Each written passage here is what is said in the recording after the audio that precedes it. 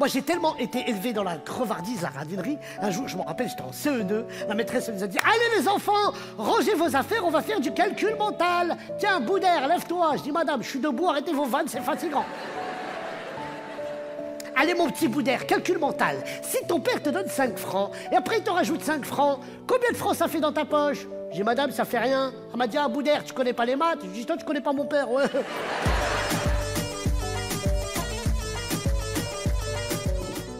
C'est eux les bâtards. Mais oui, et le problème vient de nous les filles parce qu'on aime bien les bâtards. Oui, parce que t'as toujours plein de mecs bien qui se proposent à toi et toi tu vas toujours te diriger vers le salaud. C'est toi qui vas me faire du mal? Ok, super. L'école n'est pas parfaite, hein, ça ne sert pas à rien. Souvent ceux qui disent que l'école ne sert à rien ne sont pas allés assez longtemps. Pour vérifier. Tu sais, le gars il est arrêté en 5ème, il roule en BM, il dit regarde les gars, je me suis fait tout seul. Ouais mais t'es dealer en fait. Pour préciser le risque quand même, tu vois. Tu penses que lui, un jour, s'il se prend une balle, il va aller voir un chirurgien qui n'est pas allé à l'école? Un chirurgien qui va lui dire hey, moi aussi, je trouve que l'école, ça sert à rien. Ouais. J'ai arrêté en CM2, moi. Alors, qu'est-ce qu'il a? T'as pris une balle? Où ça? Vers là? Vers là? Ouais. Dans la mandibule, quoi. Ouais. T'as essayé l'arnica? Bon, ok, on va opérer. On va opérer Viviane. Vous lancez le tutoriel YouTube? Chez nous, on n'a qu'une seule émotion, la colère. Les anniversaires, ils se passent ainsi. Joyeux anniversaire, touche pas, versaire, souffle pas. Joyeux, attends ton tour. Joyeux, non, mais assis-toi. Joyeux anniversaire, arrêtez, bouge pas. Prends ton cadeau, va dans la chambre. Tu casses le jouet, hakrabi, je te brûle.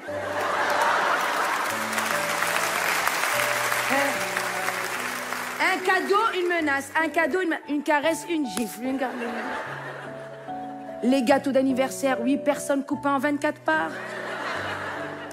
Quand ta mère, elle commence à couper, tu te mets tout devant parce qu'elle coupe bien, après elle part en couille. Elle récupère les bougies de l'année dernière, pas la même taille, pas la même couleur. Un jour, ma mère, elle a plus trouvé de bougies. Elle a mis les chiffres de mon père. J'avais 7 ans, j'ai soufflé, il y avait écrit 42. Je dis, maman, mais j'ai pas 42 ans. Elle me dit, et alors, un jour, tu vas avoir 42, souffle. 30 ans, c'est dur, 30 ans, c'est dur. Moi, je pensais qu'à 30 ans, j'allais être bien. Je pensais qu'à 30 ans, j'allais avoir une maison, un chalet, une femme à la maison, une femme au chalet. Je voulais être bien, ok? Mais il n'y a rien de ça, mère. 30 ans, quand tu te lèves le matin, tu dois regarder des vidéos de motivation. Sur YouTube, il y a un jeune anglophone qui t'écrit dessus là. Wake up, wake up. If you wanna succeed, you have to sleep. Je suis là comme fuck you. Tu dois dormir minimum 8 heures, ok? Plus mes 3 siestes.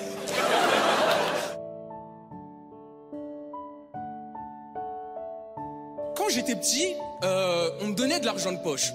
Et normalement, quand t'es pauvre, tu connais pas l'argent de poche. À la limite, tu connais les poches, mais ça va pas plus loin dans le concept.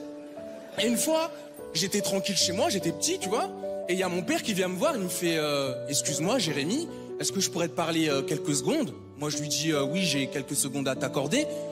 Que veux-tu? Et là, il me fait est-ce que tu peux me prêter 20 euros? Donc mon père, il voulait que je lui prête mes 20 euros que lui-même il m'avait passé. Donc là, je lui dis qu'avant de pouvoir répondre favorablement à sa requête, que j'aurais besoin de quelques éléments. Du coup, je lui demande tout d'abord quels sont ses revenus, s'il est marié ou célibataire, et s'il a des enfants, combien en vrai, parce que je trouve son comportement suspect. Donc là, il me fournit les éléments de réponse dont j'ai besoin, et là, je comprends que cet individu ne va jamais me rembourser. Suite à quoi, je lui mentionne un refus, et là, il me dit, passe-moi 20 euros. Et là, je comprends dans le changement de sa voix qu'on n'est plus dans une demande de prêt, mais dans un braquage. Et là, il commence à amorcer un mouvement du revers de la main. Là, je vois carrément, on est dans un braquage à main nue. Le type a clairement confiance en lui. Là, je rétorque avec une flexion-extension qui veut dire « Oui, j'ai peur, mais je suis pas une salope ».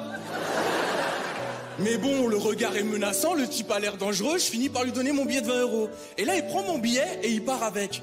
Et c'est pas pendant qu'il part avec, il vérifie si c'est un vrai. En plus, quand il me donne de l'argent, il est même pas sûr.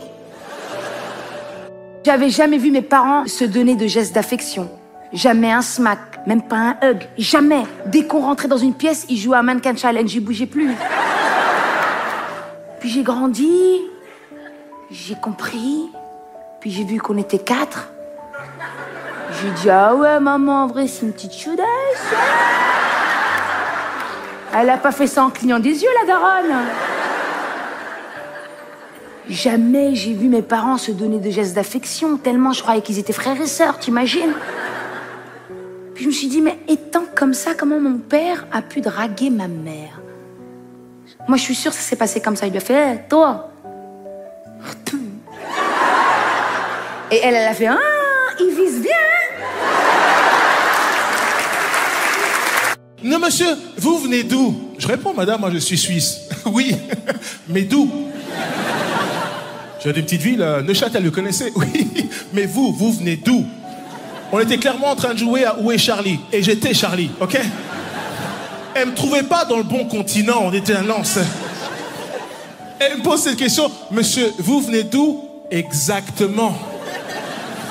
Et là, je laisse tomber. Je dis, madame, voilà, moi, je suis né au Congo, en République démocratique du Congo. Voilà. Et là, elle me dit, voilà, monsieur, je vous ai trouvé. Congo, tu as un truc ou pas? Je me dis, bon, je m'en vais. Elle m'arrête. Attendez, monsieur, vous allez bientôt retourner au pays d'Afrique? Madame, avec tout mon respect, l'Afrique, ce n'est pas un pays, c'est un continent. Les amis, ils me donnent une réponse que j'oublierai jamais. Elle me dit, monsieur, vous savez que mon mari aussi est un continent?